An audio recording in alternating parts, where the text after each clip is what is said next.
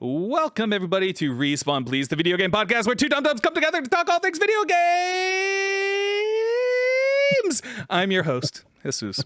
And with me, as always, is the Mercy Main, the Curious Gamer, L. How's it going? How's it going? Hey, it's going good. I'm doing well. How about yourself? I am alive, I guess. Sometimes I feel like I'm dead. Or are we? I mean, if this is a simulation, this is one fucked up simulation with the shit that happened today. So yeah, very. It's getting sort of bleak in the United States here. So depending on what side you're on, I guess. Exactly. Yeah. But yeah, it's pretty fucked up. Anyways, we don't have to get into it. Oh my god. You know what? We should fucking get into it because fuck the Supreme Court and their stupid fucking decision. That's all I gotta say. That's all I gotta fucking say. Because fuck them. Fuck them. Fuck them. All Agreed. right. We have video game news to talk about today. We have an Xbox controller shortage. Oh my god. Gotham Knights is super big. Final Fantasy 16 is going to be far more mature and ambitious than ever before. Activision stopped Tony Hawk. Activision shareholders vote for public harassment report. But there's also a little caveat. There's a huge asterisk next to that. And then we have we got dates for Digimon Survive and Plague Tale Requiem, which are games that I'm really excited about. All right. I think there was also... it's not important. We talked about it last week. We talked about Overwatch stuff last week. There was some more Overwatch stuff that dropped this week. I think it was just like a reiteration of the stuff. Basically. Getting like, everybody ready. Yeah, like interviews expanding. They're going into beta in July, though. So Yes. Yep. It's coming up soon. So can't wait. Yep. I'm looking forward to it, too. I did not sign up for it, so I don't know why I'm excited for it. I will wait until October to play it through whenever it goes free to play for everybody or whatever. So, but let's start off with the Xbox controller shortage. So over in an article on IGN titled Microsoft Conforms Xbox Controller Shortage. The article is by Matt Purslow. In a statement to VGC, Microsoft said, "We know it might be hard finding Xbox wireless controllers right now due to supply disruptions. We're working as fast as possible with our manufacturing and retail partners to improve this. Please check with your local retails for availability." I saw this and I giggled a little bit because I never thought in a million years that there would be a controller shortage for Xbox. But here we are. We are in a controller shortage. Is this something we should be worried about? Is Xbox doomed? No, I don't think it's doomed. Of course not. But it's really interesting because I was reading the article. This has it's a shortage because of kind of like chips or it's a similar thing with like why consoles themselves are scarce. I mean, hey, it is what it is. It's so funny because this is also close to the news where I think what was it about close to a month ago they announced the new controllers, like those new looks and styles. A bunch of new controllers. They also just relaunched. So for a while, are you familiar with the Xbox Design Labs? Yeah. Where you can create your own controller design and stuff like that. They had taken it off for about a week, and then they brought it back during their like a day or two before they did their conference. Like what was it? It feels like 3 weeks ago now. So whenever they did their showcase, Xbox Bethesda showcase, they had it back. So it's really funny that like, we're going to be open Design Labs, but we also have a shortage, so you may not get your controllers that you've designed. It's okay though. Don't worry. We promise. That's so funny. Yeah. It's interesting. I think I found it amusing. I found it more amusing than just like shocking or, something to be worried about. But I have this, so I'm good. I got my, I have my own controller over here somewhere. It's like a purple one I just connect to my PC, but it's not like a wireless one. But whatever. It's not an Xbox Elite controller. Elite, it's not. In other fun news, I did not put the article here, but I remember reading it. PlayStation is apparently making their own like Elite controller type thing for PS5, obviously. So we might now have Elite controllers. Sort of, I guess. I guess that means back paddles too. Maybe they'll add back paddles too. Dude, I'm telling you, man, back paddles are like like they change your whole life. When you get these little paddles back here, they So change your life. So tell me again. So are the back paddles basically customizable? You can make them do whatever action or pertaining to each game, or like what is it? So you can create a profile. So this little button here, like, will switch the profile for you. So there's you can't really see it, but right there. So you press that button and you can have up to, I believe, 3 profiles. And so you press that, and so you can switch between games. Like I have back when I was playing Halo, I had a specific controller screen for the back paddles because like I hated hitting the jump, like hitting jump on A or whatever. So I just assigned it to the back paddle because it's easier. So basically I just reassigned like the buttons up here to be the back paddles. That way my fingers don't have to like leave the looking around. So be more efficient.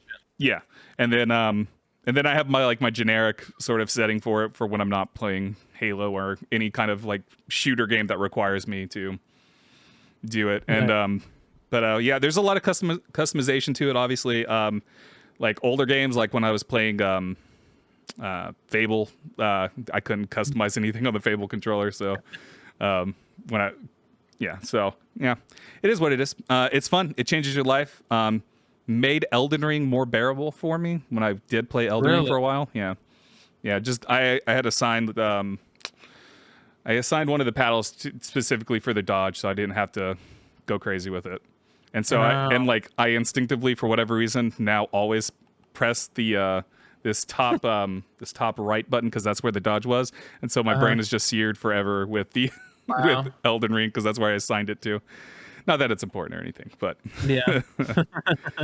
But anyways, that's me talking about my Xbox Elite controller. Everybody, welcome to the show. And you know what I forgot to start with? What have you been playing this week, Al? Oh, yeah. I was actually going to say that, but you went right into it. Yeah. So actually, what I've been playing this week, I got back into Slay the Spire, of course. And I actually went really far with, I don't know, I forgot the character name. The second character, the one that's more like... Silent. And guy. I was having fun with them, and then I played the demos to Cult of the Lamb, which I enjoyed a lot.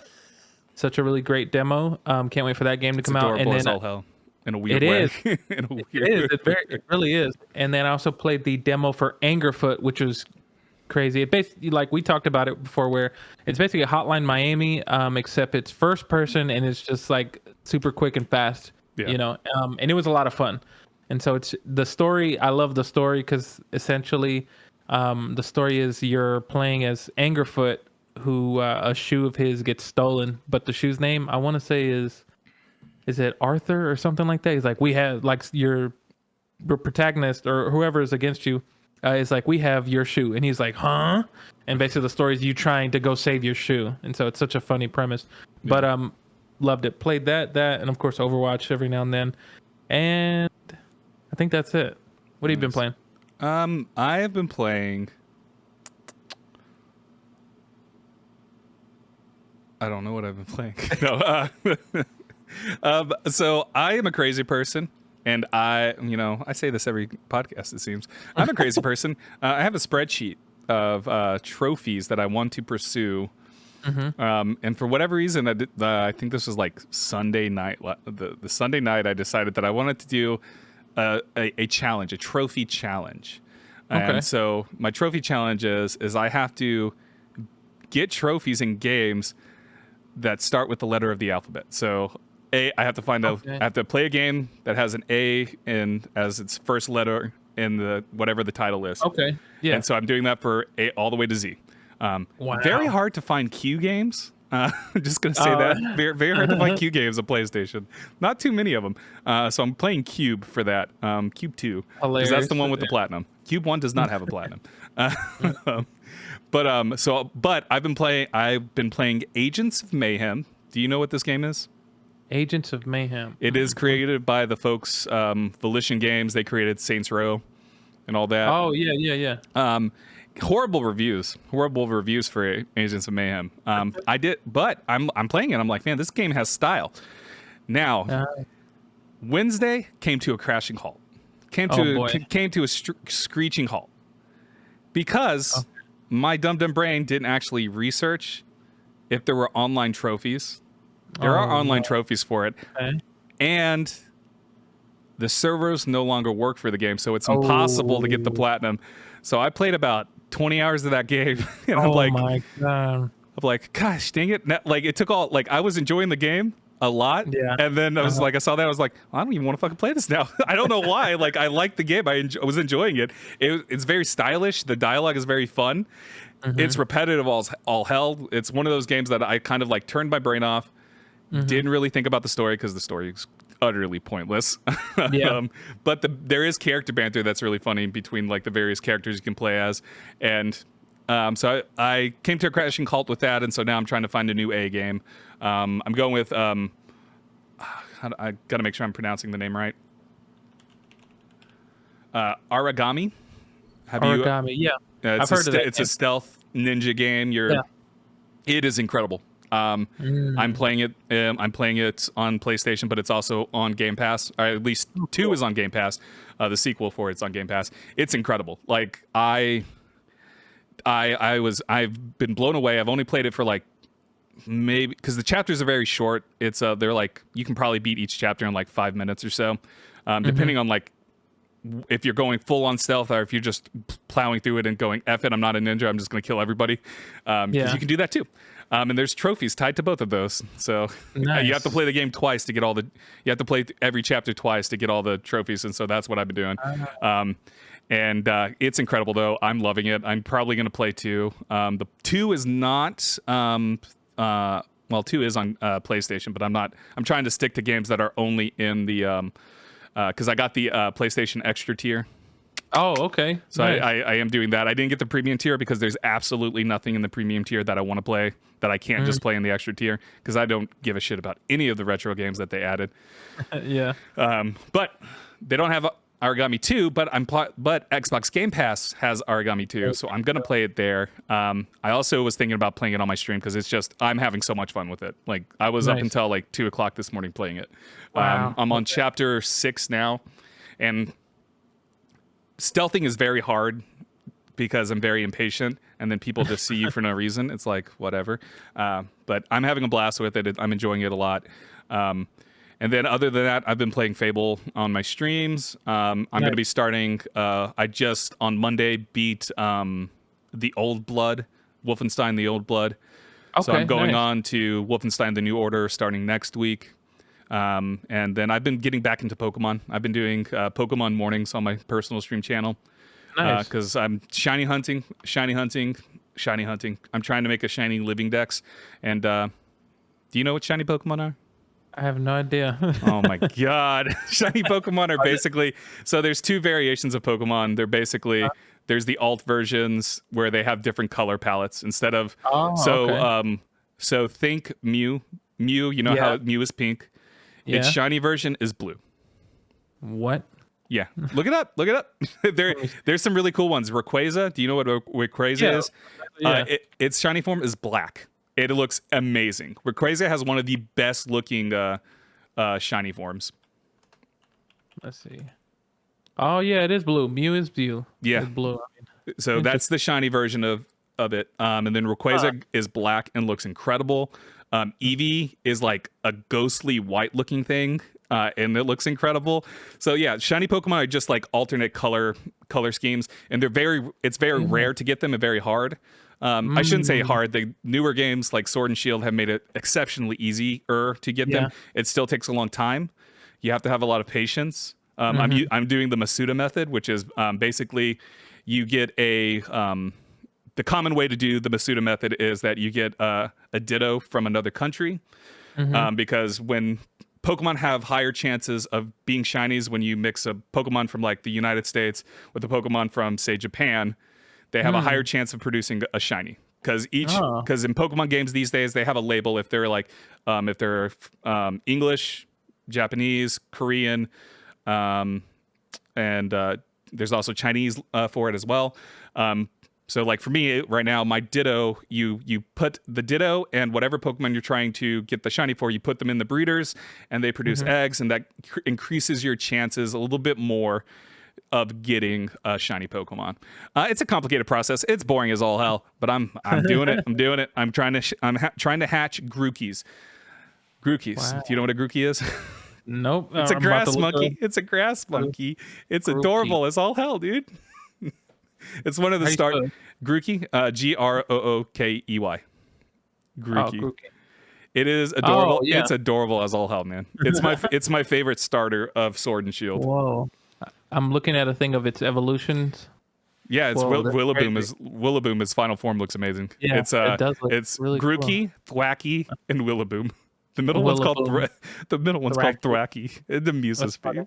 Anyways, That's so cool. I love Pokemon, and I'm doing the shiny hunting stuff. I'm trying to do a shiny living dex for Sword and Shield, meaning I'm trying to get a shiny for every Pokemon in the Pokedex. Oh wow. It's very hard to do, and some of them, some of the legendaries are locked, so you can't get shinies of them. So I'm not really worrying about the legendaries. Yeah. But the ones that I can get, I'm gonna be doing this Masuda method, and it's literally just sitting there for. This past Sunday when I did it on stream, I sat there for 2 hours just riding back and forth, hatching eggs, and Wow. never got a shiny Grookey. I gotta get 3 shiny Grookeys because I need a shiny Thwacky, I need a shiny Villaboom, I gotta level them up too, and all this other stuff. So it's a long, complicated process. Wow. The dedication. Oh Yeah, my it's a dedicated, but there's like a whole community surrounding shiny hunting. Nice. You can find a lot of streamers that do it in Shining Pearl. They do it in like each generation and stuff.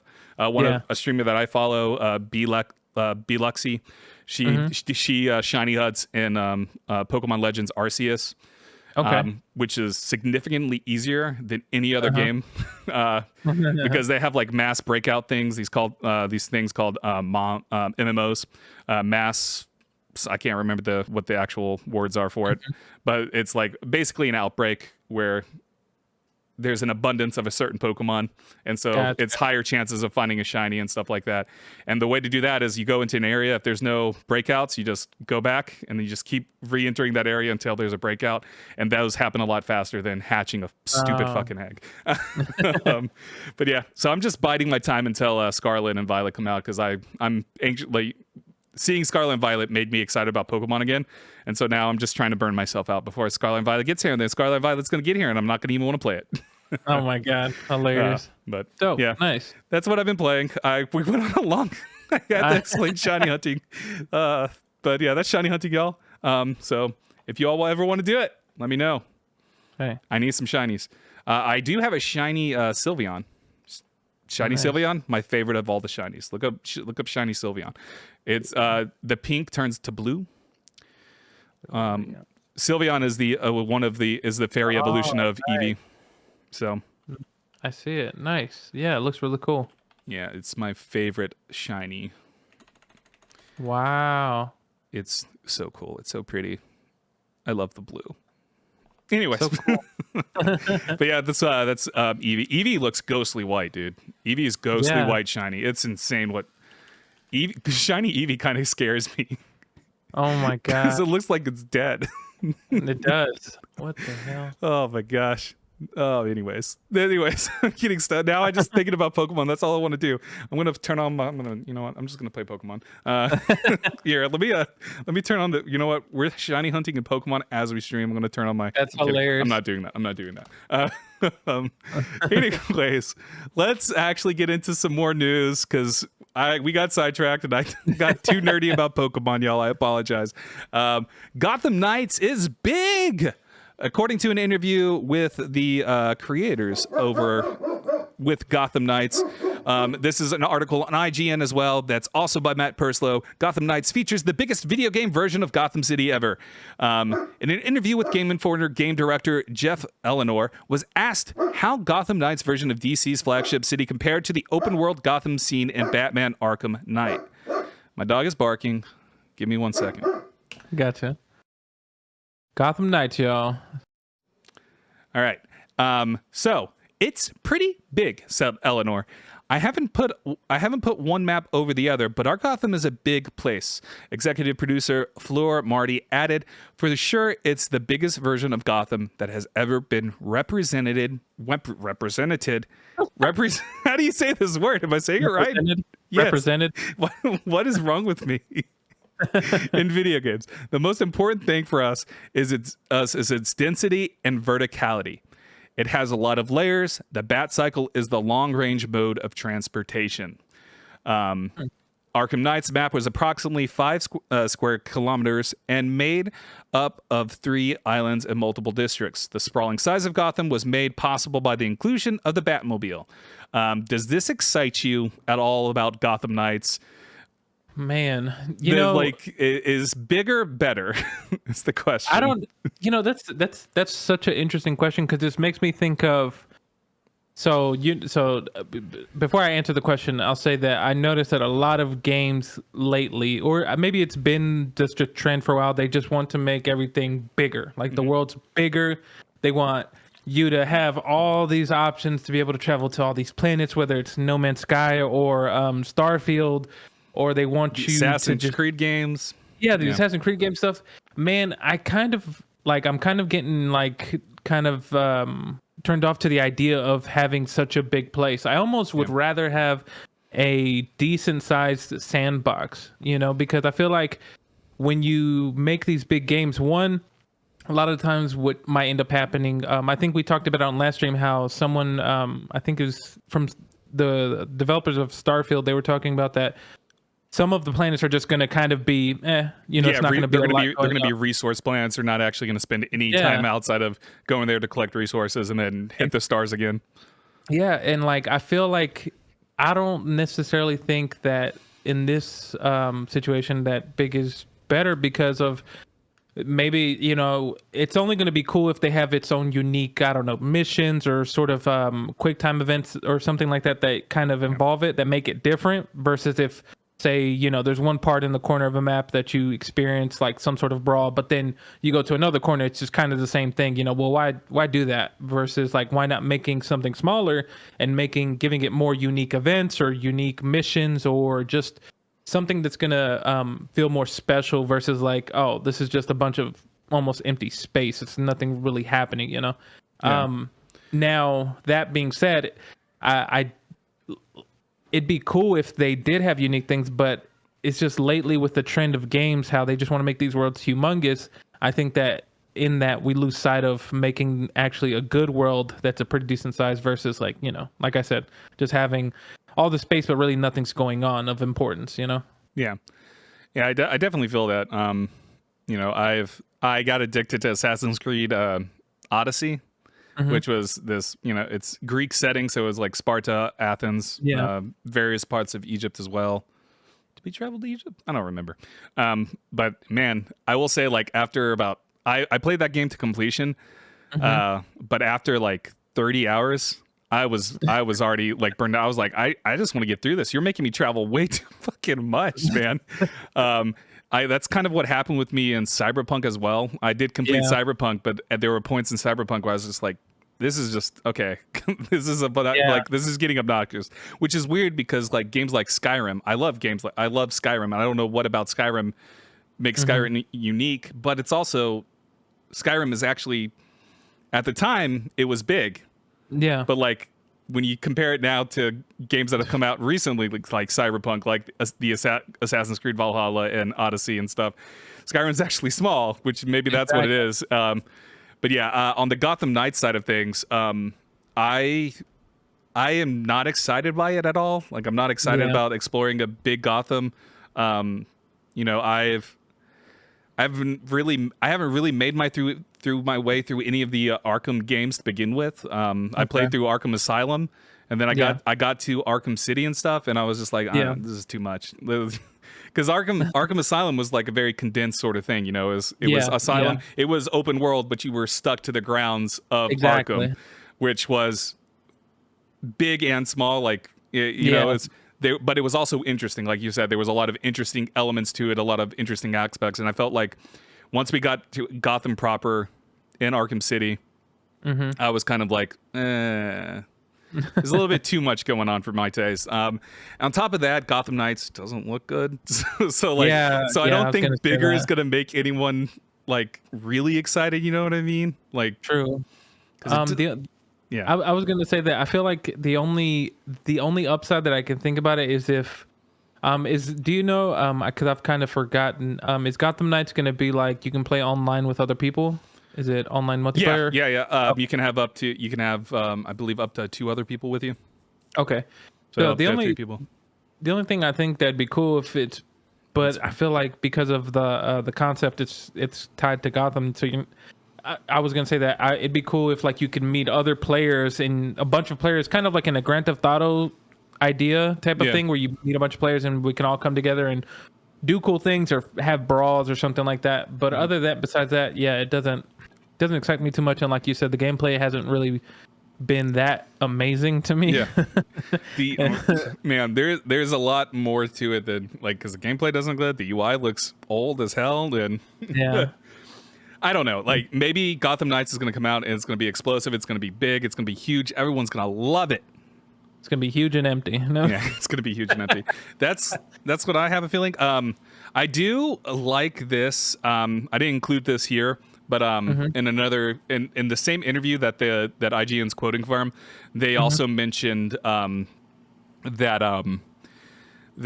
if multiple characters like team up and they play the same character, there's going to be like special events happening nice. for characters for people that are playing the same character. So if you play as Nightwing and I play as Nightwing, there's surprises, whatever that means. Whatever that means. There's surprises for you if you 2 people play the same character. But that's interesting. That piqued my interest there. But yeah, Gotham Knights being big doesn't make it interesting for me. Yeah. Especially because again, like a lot of like when people say big, that also means kind of like, there's a checklist of things to do. Go stop this crime, go stop that crime, go do this, go do that. As much as people like to praise Spider-Man, PS4, Spider-Man suffers from sort of this repetitive, go fight this crime, go fight that crime. Sure, it's fun, but it's also very repetitive and kind of got annoying for when I played it as well. Granted, the story for Spider-Man was exceptional, and the combat and the traversal was really fun to heal. It complemented, it counteracted that like grindiness with good gameplay and a good story. So nice. Hopefully Gotham Knights has a good story, story, and hopefully when it's one thing to like see the combat happening on screen and not getting to control it.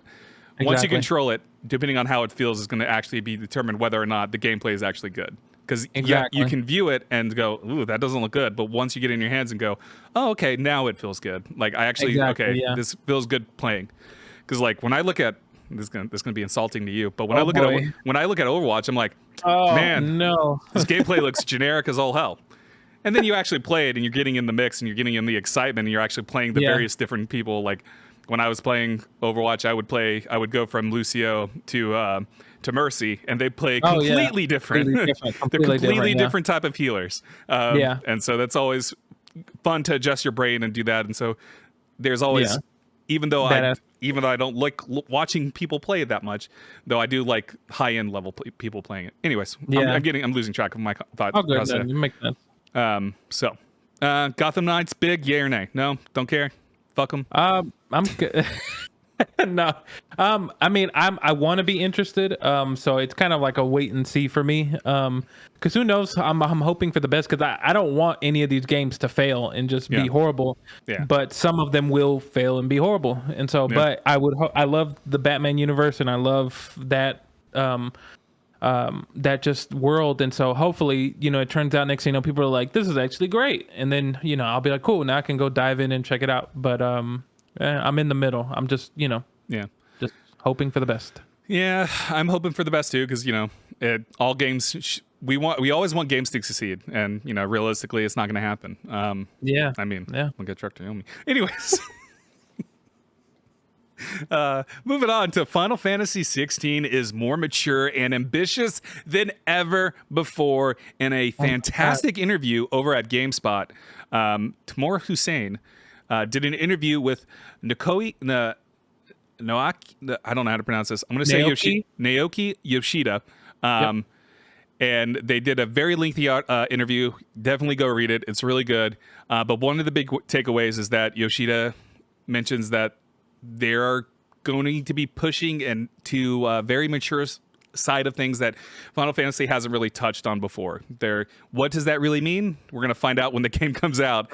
But you know, does that kind of excite you about Final Fantasy at all? That nebulous, it's going to be more mature than any other Final Fantasy before. And from the trailers, it kind of does look like they're going to be pushing it hard, and they're going for a dark sort of fantasy element to it. So yeah, I think that's actually pretty cool. It does make me interested into it to see where they're going to take the series and where they're going to take the story. How far are they going to go? You know, this isn't your grandma's Final Fantasy.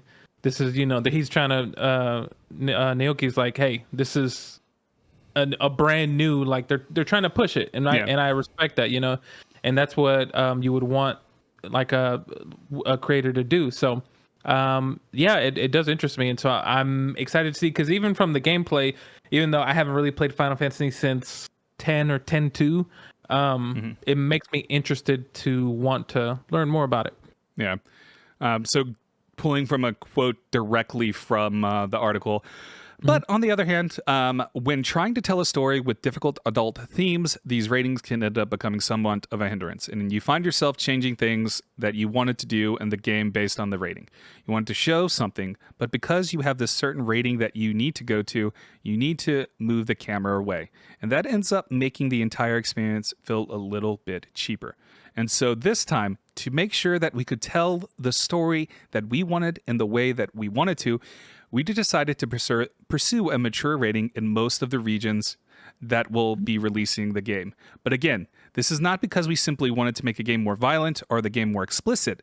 This is because we felt it was necessary to allow us to explore those mature themes that the game tackles. Nice. So I like that. I like that they're, you know, it's that I like the canonness of, like, you know, that rating system. Like, there's this rating systems, and it can be very much of a hindrance, and so we kind of wanted to push against that. I think that's an interesting sort of approach to take. Not something you don't really hear developers talk about the ratings that much, other than the generic, it's got an M rating, and usually that's like news outlets going, the game got a T rating or an M rating or whatever rating. So I think it's interesting. Kind of excites me. You know, I'm not a big Final Fantasy person, but I know, like, Final Fantasy has always been, you know, lighthearted is the best way. Like, it has tackled, like, darker themes. Like Final Fantasy 7 can get pretty dark. The remake, I know, can get pretty dark. And then, you know, Final Fantasy 15 was a bromance, the bro trip. Do you know what I'm talking about? Oh, yeah.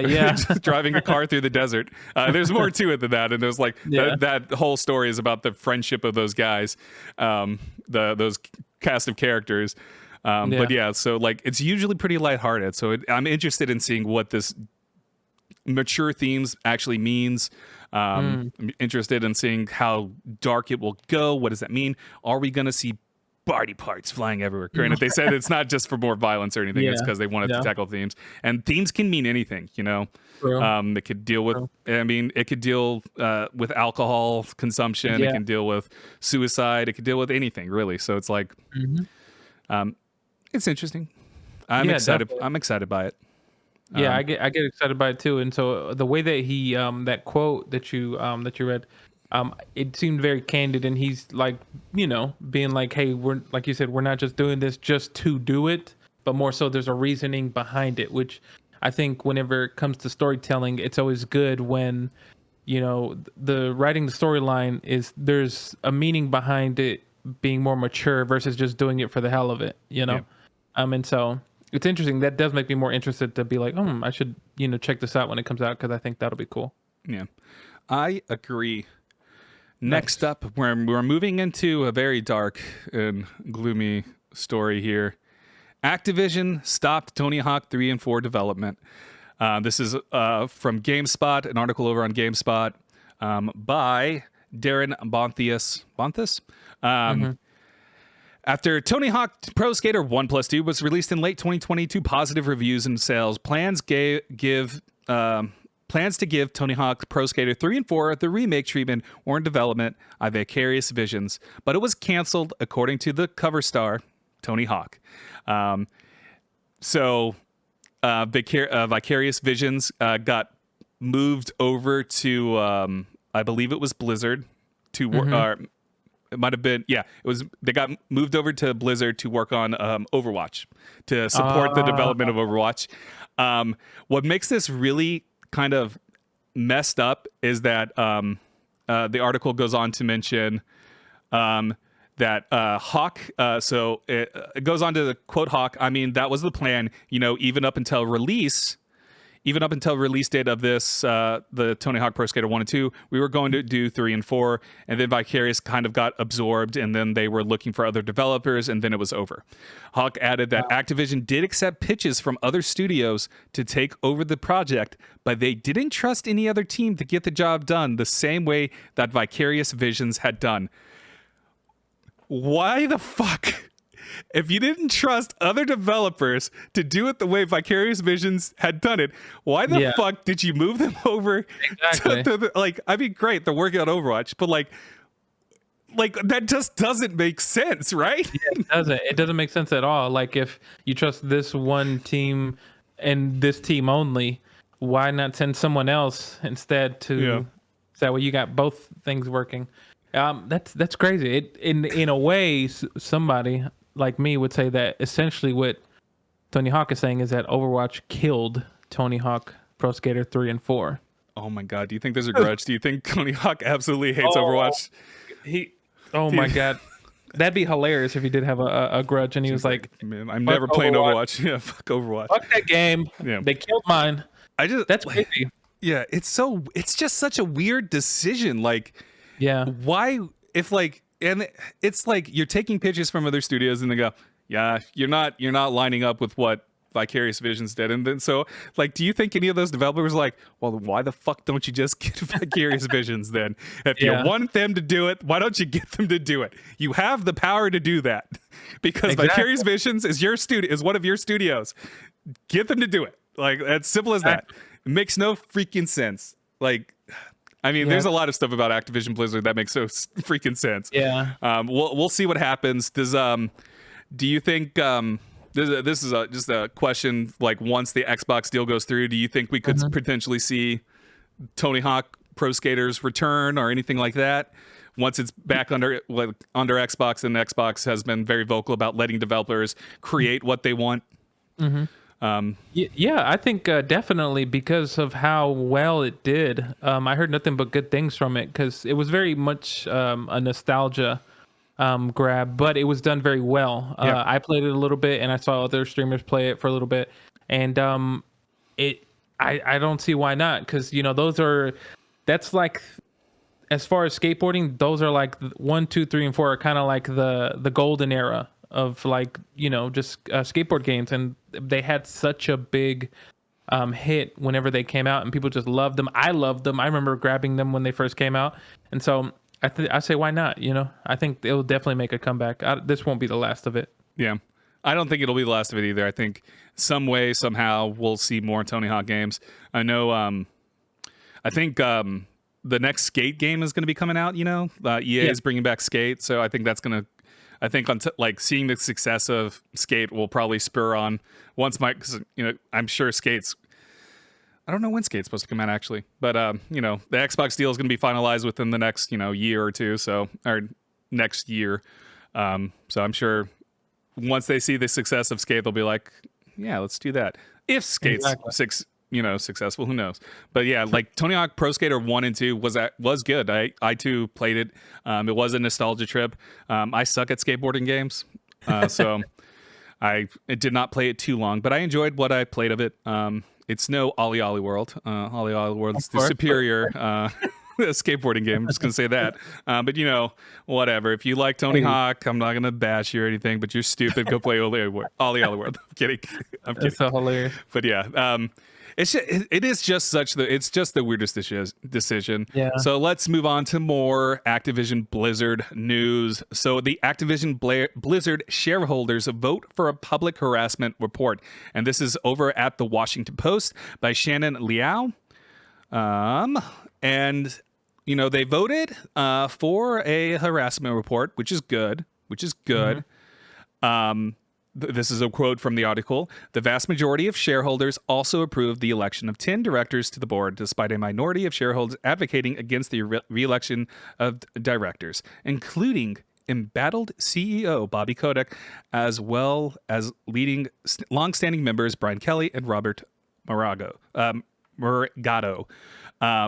So they voted on a public harassment report, but then also turned around and kept all of the people that have been involved with all of these lawsuits and a lot of these accusations and stuff.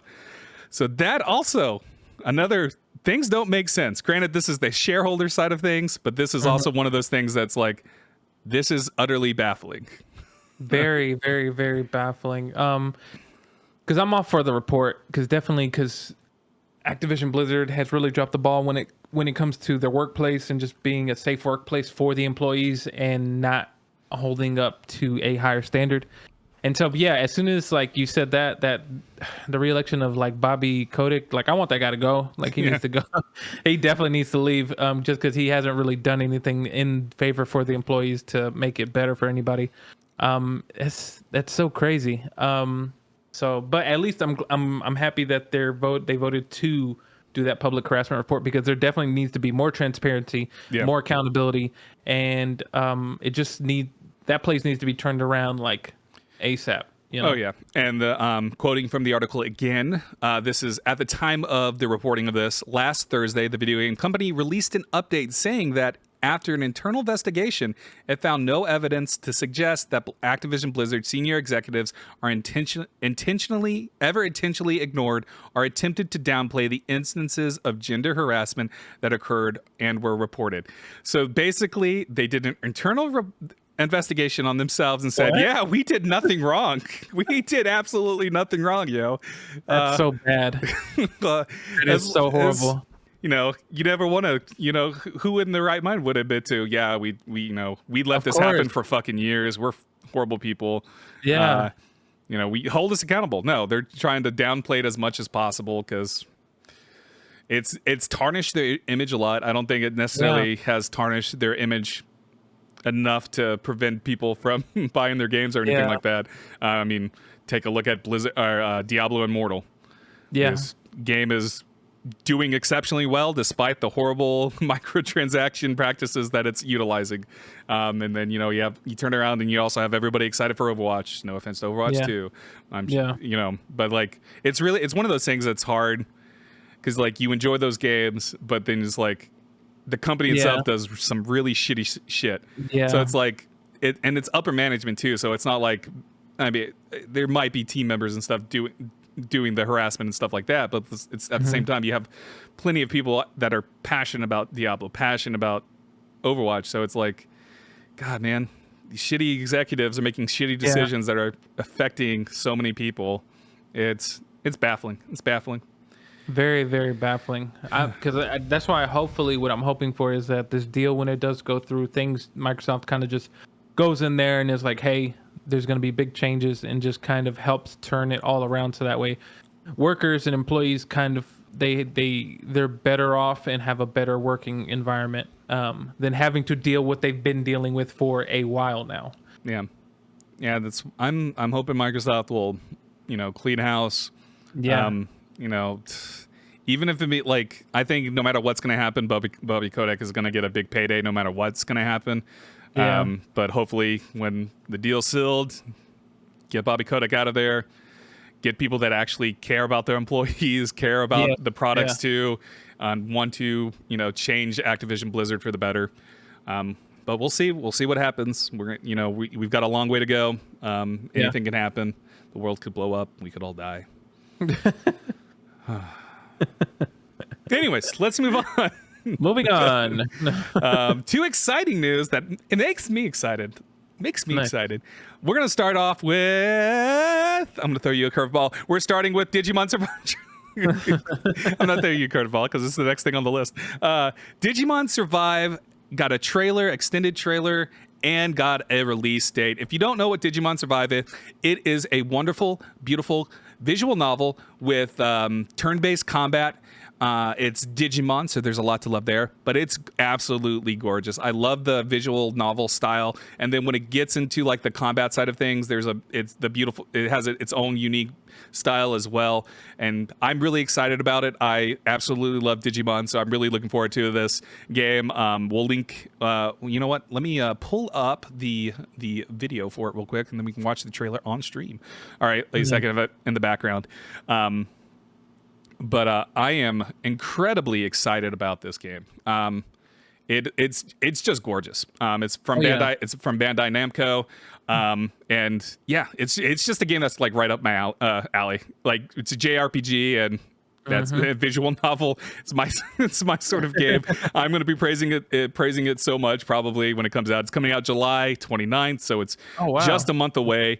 You get to play with Agumon. You know, you get the little dinosaur guy. It looks gorgeous, though. I have the trailer going right now on the stream. When you watch the trailer, did it excite you anyway? I know I was talking to you over it while you were watching it. Oh, yeah. No, definitely. It looks really cool. I love the art style of it. And it does look interesting. And of course, you know, Digimon has been a staple. It's crazy to think that that's one of those staples that's kind of stayed relevant for a while. Same way as Pokemon or Yu-Gi-Oh! Or, you know. It's something that a lot of people grew up watching, or you know, with the movies and stuff. So I remember watching a lot. So it does make me interested in it. Yeah. Oh man, it's so cool. Yeah, it's just like I just like the man. I don't know how to put my thoughts into words right now because I'm watching this. I'm just getting more excited about watching it. But yeah, I'm looking forward to playing it. It's like a tactical. Think XCOM / Final Fantasy Tactics, that sort of thing, where it's grid based, so you're moving them in different ways, and it just looks awesome. It's coming out for PlayStation 4, Xbox Series X and S, Xbox One, Nintendo Switch, and Steam. Curious that there's no PS5 version, because there's an Xbox Series X and S version. I didn't notice that there wasn't a PS5 version until the end of this trailer. I just remember seeing the date and getting super excited. But I'm excited about this. The game already, I believe, came out in Japan about a year ago, I want to say. Okay. Survive Japan release date. Let me look that up. Make sure I'm right. No, it's coming out the same day. It's coming out. It's coming out the same day. So for some reason, I thought it had already come out in Japan, but it didn't. It did. So there we go. Nice. But yeah, I'm excited about this. I'm looking forward to playing it. I think, July is going to be really tough for me. July, August, September are really tough for me because there's multiple JRPGs coming out. There's Digimon coming out. There's Soul Hackers. Have you seen the Soul Hackers at all? No. Oh man, Soul Hackers looks incredible. It's basically Persona, which is why I'm excited about it. And then there's also the that other one that was on the PlayStation Showcase, the dating sim one. Oh yeah. Evernights or something. End of the world. Yeah. That one's also coming out, I believe, in September. So it's like, man, there's so many games. There's so many Japanese RPGs coming out. I just want to play them. I'm really excited about Soul Hackers, though. I have that pre-ordered already, and nice. There's no Digimon Survive like pre-orders yet, so I'll just buy it whenever I can. But yeah, I'm like, if you're a fan of JRPGs, you have so much to look forward to in these coming months. Then, like at the end of the year, you have Final Fantasy Crisis coming out. Oh yeah, Crisis Core, whatever it's called.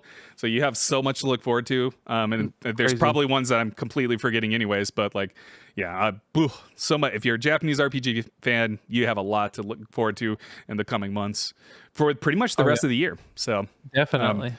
Are you a big JRPG fan? I don't think I've ever talked to you about JRPGs too much. Not so much, but I have played a few of them. I'm trying to remember a while ago.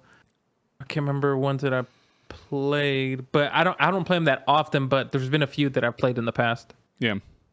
So yeah, I've only I shouldn't say recently because it's been about like 3 years now, but back before the pandemic started, in 2019, I got a PlayStation 4, which was a horrible decision because like at the end of the year, PlayStation 5 was coming out.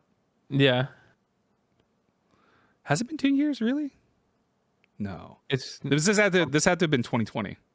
Oh, okay. Huh. I don't know. My timeline's getting a little messed up. What year did the PlayStation come out? Because that was the same year that I bought a PS4 Pro. Oh. And then I bought the PS5 at the end of the year. Anyways, but it started around then whenever I got my PlayStation Pro. And Persona came out, and I fell in love with Persona 5 Royal. Persona 5 Royal came out. I fell completely head over heels for Persona 5 Royal. And the next thing I know, I'm buying all these fucking JRPGs. You know, I'm going to be honest, haven't played most of them. Haven't played most Hilarious. of them. But I spent way too much money. I was doing research. I was like, what are the best JRPGs to buy on PlayStation? And I was like, okay. there's like 50. Okay, gonna get them all. Gonna scoop them all up. And so I have so many JRPGs in my PlayStation library that I haven't actually played, but I fully intend to one day. I fully intend to. Hilarious. I have all of the Yakuza games. You know, one day I'm going to play Yakuza. I plan on doing that as well. I plan on doing that one day because it does seem fun, but it's just a matter of diving in, making time to dive into it. The thing like with JRPGs that's always intimidating to me is that each one of them is like 60, 70, 80 hours long. It's like, my God. It's like, do I really want to dedicate 60, 70, 80 hours? Like, I just recently beat Dragon Quest and Dragon Quest 11. And so like I was like, yeah, I'm burnt out on JRPGs. But then you know what I immediately did? What's that? I bought a fucking JRPG. I got Scarlet Nexus on PlayStation. Oh my God. PlayStation 5. So been slowly playing through Scarlet Nexus.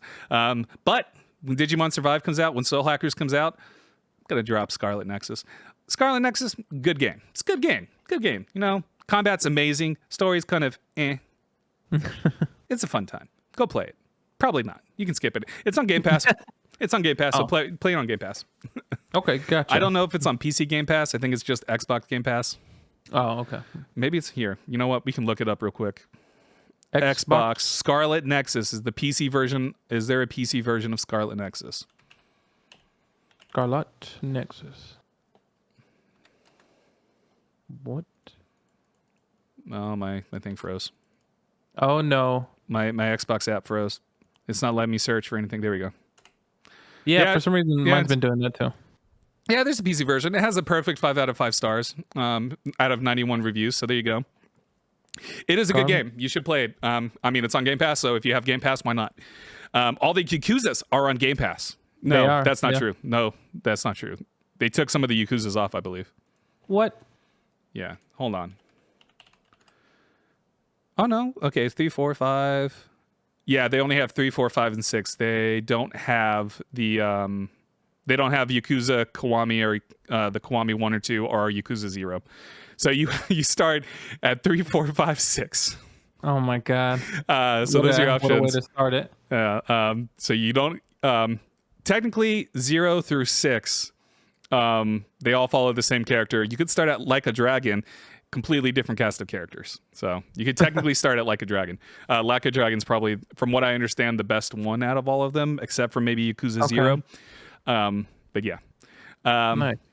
Anyways, we're getting off track here. I did buy Yakuza. I also bought Yakuza Like a Dragon without realizing it's on Game Pass. So, well, there you go. Now I have it on Xbox because I bought it on Xbox, even though it was on Game Pass. What the hell's wrong with me? But yeah. Anyways, I went on a long tangent about JRPGs. You know what? Do you know what the biggest JRPG in the world is? It's interesting. I was actually going to ask you that if you knew what that was. Is it? It starts with a P. Persona? No. No. It is. It's something we've already talked about in this episode. Oh, in this episode? Yeah. It is. Starts with a P. I was going to say. I went on a whole rant about it. You did? Oh my God. Pokemon. Pokemon. Pokemon's a JRPG. For some reason, I was going to say Phantasy Star Online. No, even though. Dude, I haven't heard about Phantasy Star Online in forever. Isn't there Phantasy Star Online 2 or something like that? Yeah, there's something out there. I've seen a couple people play it. I don't actually know if Pokemon's... I'm basing this on the fact that Pokemon is one of the biggest franchises in the world. I'm assuming the games are also big, considered... there's debate on whether or not Pokemon's considered a JRPG, but whatever. It is. It's an RPG that's made in Japan, so therefore it's a JRPG. But Gotcha. But that's up for debate. But Gotcha. I would say Pokemon is, just because like Pokemon's probably the most recognizable and probably makes more money than any of these other games. Yeah, combined. it probably does. Yeah, I would say so. Yeah. So yeah, I don't think Final Fantasy comes near how much Pokemon makes. Definitely not. So considering the fact that Pokemon is one of the biggest name brands in the universe, exactly, it's somehow bigger than Mario. That's crazy. Somehow bigger than Mario. Anyways. Sorry, I went on a rant. Good. Next up is Plague Tale Requiem. Also got an extended game trailer and got a release date at the end. And my God, this game continues to look incredible. Mm-hmm. I am so gosh dang excited about this game. I cannot wait to play it. It's coming out October. I did not look at the date, 18th or something like that. It is. I have the trailer playing right now. October 18th. Yeah. God, this game looks so dang good. Are you planning on going back and playing Plague Tale Innocence? Yes, I do plan on playing it here. Probably I'll start it this weekend probably. And so I do want to get ready for it. Because I was watching the trailer earlier and it looks so cool. God, I love the aesthetic. Yeah, it's a weird I saw someone describe this as Plague Tale Innocence as horror, and I had to sit there and go, "Is this game horror?" Because I never got horror vibes from it, but also I don't get scared, so fuck. Yeah. But like, I guess I don't know. There's like they were like, "Oh yeah, it's like a gothic horror because of the rats eating everything and blah blah blah." I was like, "Is it though?" Would you say so? Like watching it, based on what you know, would you say it's horror-y? It's interesting because I don't get. For me, what I consider horror, it doesn't fit as horror. It's more, I guess, suspense or like drama. That's what it seems more like to me. Yeah, I would. It to me, it's like calling Last of Us horror. Yeah, Last of Us is not horror. It's just very suspenseful. It's very tense. Yeah. It's very like I would say this falls in line with being suspenseful, very tense. Yeah. You're in intense situations, more so than horror. Sure, exactly. There's like some creepy elements like the rats. Same with like Last of Us. You have like the zombies, whatever they called in Last of Us. I don't remember what they're called. They're called. I know one of them's called clickers, right? Yeah, I was just about to say one of them is called clickers, where they click. I forgot what they're called overall, but I know the clickers. Yeah, they have like mushrooms on them and stuff like that. Yeah, they're not called zombies or whatever. Anyways, not important. Yeah, but yeah, like. Those games are very intense situations that make you incredibly nervous because you don't know how those things are going to develop.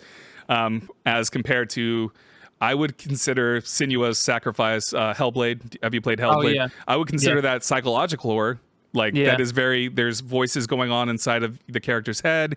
You have very intense like imagery happening. So I would consider that psychological horror. I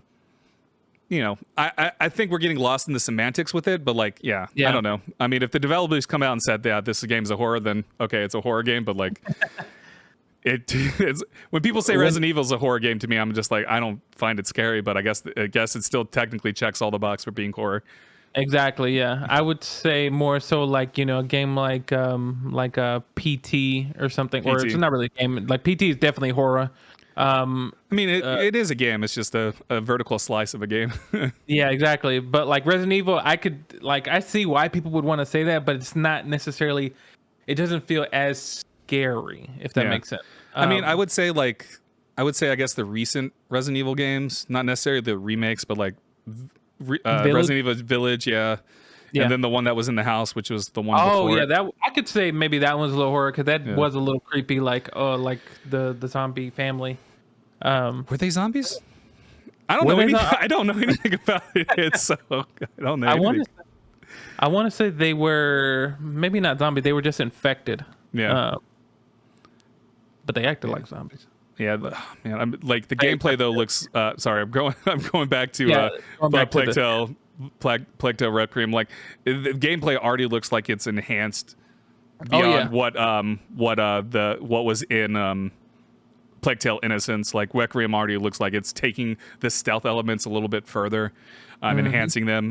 That was one of my bigger issues with Innocence. I think Innocence, I've said this many times, Innocence has one of the best narratives in recent memory for a game. Like the story and the relationship between the brother and sister and the story, the journey they go on is incredible. But the gameplay, the more gameplay side, the stealth elements, the combat were a little bit clunky, and felt very generic for this type of game. It definitely had that AA kind of indie feel to it.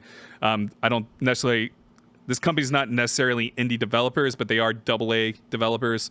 Not quite that, AAA sharpness that, you would see in like A Last of Us or a Halo or anything like that. So the gameplay was a little clunky a little bit at times, to the detriment of the game. But it looks like they've made strides in it. We'll see. Like once you get a game in your hands and you play it, that'll be the real test if the gameplay is good or not. But exactly. I'm excited though. Seeing the gameplay, it just looks like a beautiful game. Being in the what looks like the desert or like canyons here. That watching from the trailer, I'm excited for it. I'm like, man, because this kind of, in a way, even though it's not the same, but like, remember playing like Dishonored, just the stealthness of it, it's always so cool. And then just watching them, whoever's playing the extended gameplay here, it's interesting to see the directions that you can take, approaching the guards and kind of getting rid of them, or how stealthy you can be. So like it makes me excited, because now I'm like, okay, cool, well now I need to go play Plague Tale Innocence and then get ready for this one. Yeah, I just caution you, don't go expecting it to be like what's in this trailer. Yeah, of course, I know. I gotta prepare it, Yeah, but it does have one of the best narratives in the game. The relationship between the brother and sister is great, and the growth that the sister goes through, her journey. Because you mainly play as the sister. And you basically hold the hand of the little boy the entire time. You always hold his hand. Sometimes you like pick him up and throw him over a fence. Like literally, she just picks him up and tosses him up. She doesn't do that. She helps him, gets up, and is like, "Hey, drop that ladder down." Type. You sort of like what they did in Last of Us, where you occasionally sent Ellie up onto over a thing, and had Ellie drop things down. And same with God of War too. But yeah, I'm so excited about Plague Tale Innocence, or not Plague Tale Innocence, but Requiem, because I love the first game, and this game looks incredible. Yeah, kill that person. Yeah. Now, see that that animation there was a little bit clunky. I don't know what animation. Yeah. The animation of killing this archer. Yeah. It's a little clunky there, but still, the game is just beautiful to look at too. So. Yeah, I'm planning on doing a replay soon of it as well. I'm gonna get through. I'm gonna get through my playthrough of Wolfenstein, and then probably play Plague Tale. That's next on my list, and then oh my god, I'm so excited about this game. Nice. Oh shoot, it just made me think of a game that I have also been playing, Chorus. I need to talk about Chorus because I haven't talked about Chorus. Sorry, I'm backtracking. So I've been playing a little game called Chorus. It is a challenging game, challenging like space arcade. It's the combat is very arcadey, but there's like a very heavy narrative to it. That is, I love this narrative story that is being told in Chorus. Essentially, you play this character who was basically part of a cult. They're not. It's not really a cult. It's like this religious order that's taken over the galaxy, and they're like exterminating anybody that doesn't believe their faith. And then in the like a very lengthy intro, the character you play as reveals that she was ordered to destroy an entire planet. And she did it and immediately regretted it, and then proceeded to run away, leave her order, and is now like living on the fringes of space. And you learn, like at the start of the game, you get the inklings that this cult group people, the religious order, is starting to move into that area that she's in, and she's trying to lay low, but she's also trying to make up for her past deeds. And so it's this weird dynamic going on, and there's people, of course, manipulating you and all that stuff. And it's just an incredible game. The combat is just so god dang bombastic and fun. Like, Nice. holy crap, man. Like, it feels amazing to play. Like, I played it on mouse and keyboard. I played it on my Xbox controller because it has, you can play it on PC or you can play it on Xbox. And so my save's been going back and forth. Okay. It plays incredibly well on a keyboard. It plays incredibly well on the Xbox controller. I did hook up a actual like HOTAS joystick stuff setup. Oddly enough, did not work very well for me, at least. Okay. And I was like, oof, this is weird that the actual joystick doesn't feel good compared to the actual mouse and keyboard, because I thought the mouse and keyboard would feel the worst. But actually, Yeah. I actually think the mouse and keyboard feels the best. Oh, wow. So weird. It's like, I have complicated feelings about that. But yeah, it's a game that like, it came out in December of last year. Oh, okay. And I didn't know about that game until it came to Game Pass. And man, I think I know I said that holy fuck, what was my game of the year last year? I can't remember. I know I said Life is Strange. Life is Strange. True Colors was my game of the year, but man, playing this game, I haven't completed it yet. But holy shit, I think this might be my game of the year, like retroactively, like changing it to Chorus, because like I'm loving it that much. I just love the story. I love the combat. I'm having such a damn good time with it. So like, nice. It depends on how this game is going to end. Okay. It does get frustrating at times because the combat so it starts off relatively easy, but then there's a very steep difficulty barrier that hit me to the point that I was like, I was going to break my controller. I was like squeezing it tight. I was very angry.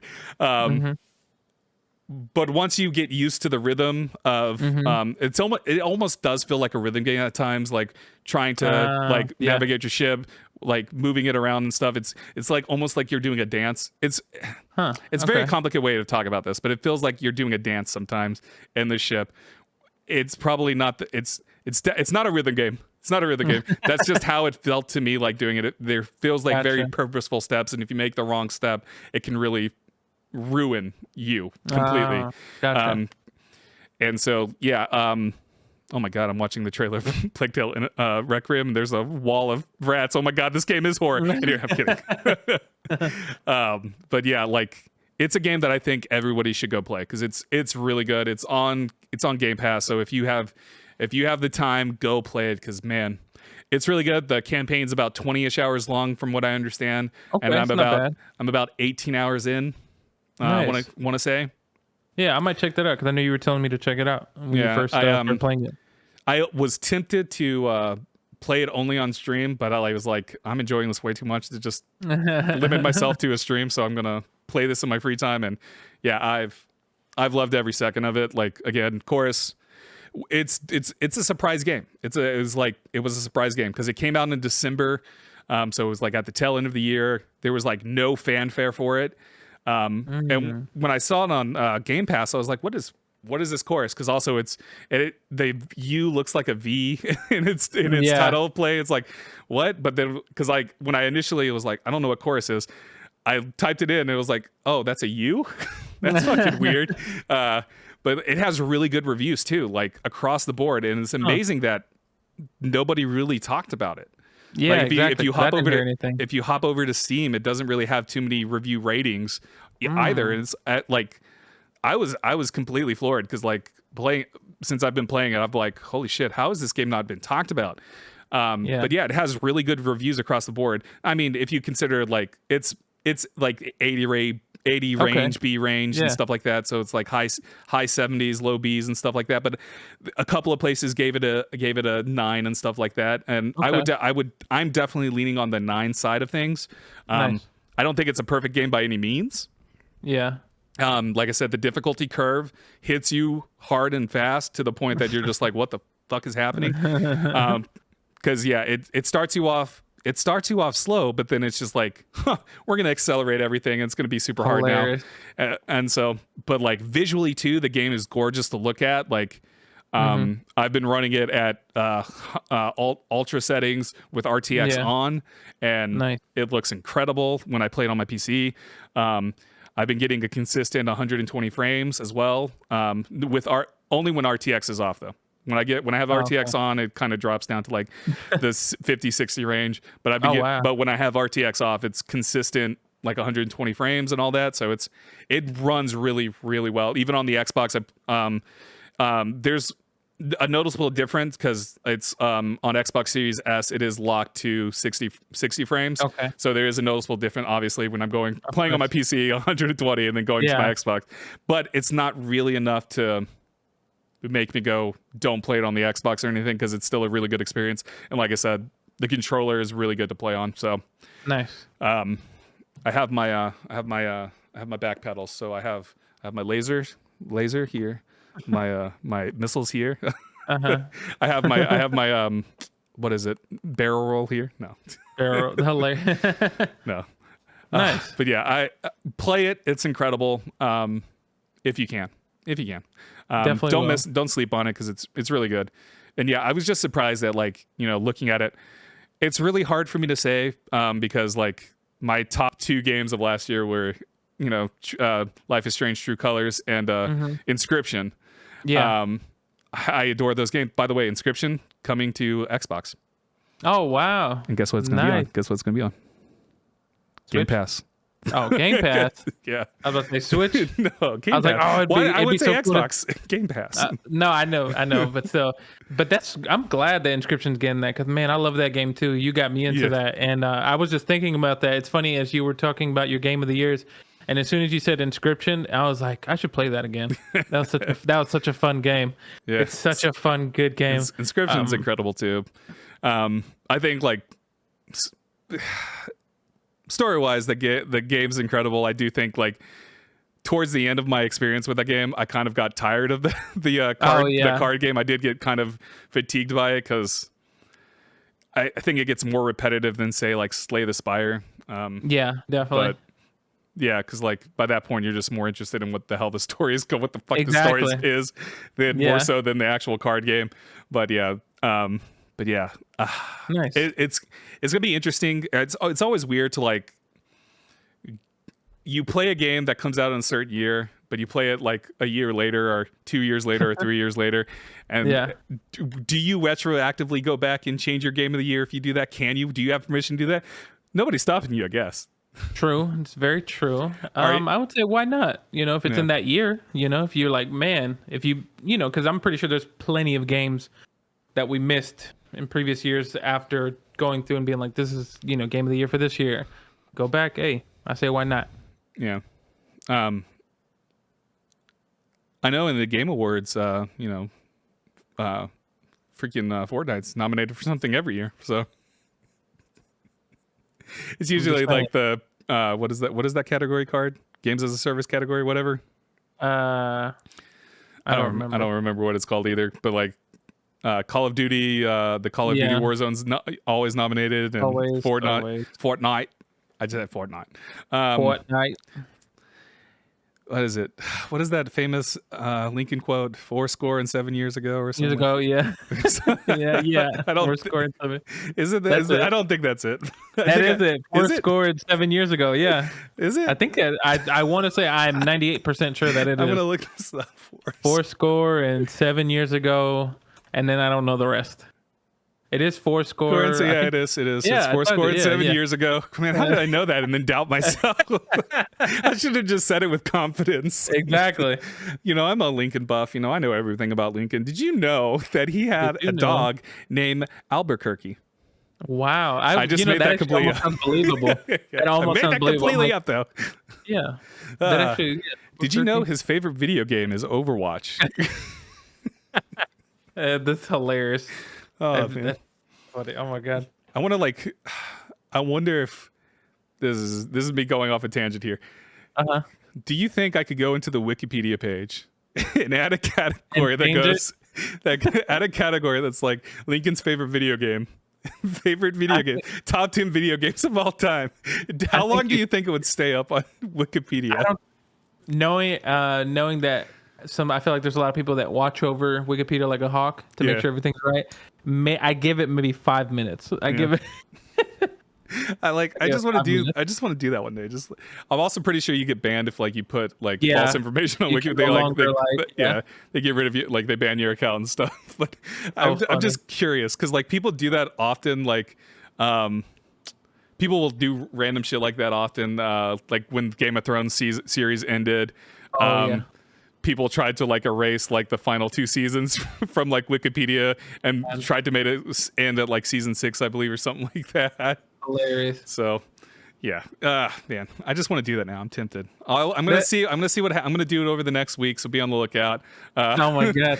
Like go to Abraham Lincoln's Wikipedia page for the next. You might want to go there. I'm gonna do it randomly, probably at night. Hilarious. Granted, everybody's asleep. I'm gonna make sure I screen cap it and everything too, so I can show it off and be like, "Look what I did, guys." Oh my god! Lincoln's top 10 games of all time. Anyways, hilarious. I'm not actually gonna do that, but if someone wants to do that and send me it, I will love you forever. There we go. Nice. I guess that's about it. We've just ran on a ramble. This was probably our shortest episode yet. I think it is. Is there any the news was last week? Yeah. Is there anything you want to touch on? Did we miss any? Did you see anything that you wanted to touch on potentially? Not that I know of, because I know before the stream we mentioned Overwatch had basically another little thing, but it wasn't more than what we kind of already know as far as what they're aiming to do for Overwatch 2, and then the beta's coming up here sooner. For like whoever opts into it, and then the public beta's in October. No, I think that's it, because I really nothing else is popping in my head. All right, then. Take us away. Shut this bitch down. Well, hey, everybody. Hi there. Thanks for joining us on this live stream at twitch.tv/Respawn Please Podcast, which you can catch us here every Thursday at 7 p.m. Central Standard Time. That's 8 p.m. Eastern and 4 p.m. Pacific, I think. Yeah. No, 5 p.m. Pacific. Sorry, I'm thinking in my time. 5 p.m. Pacific, 7 p.m. Central Standard Time, 8 p.m. Eastern.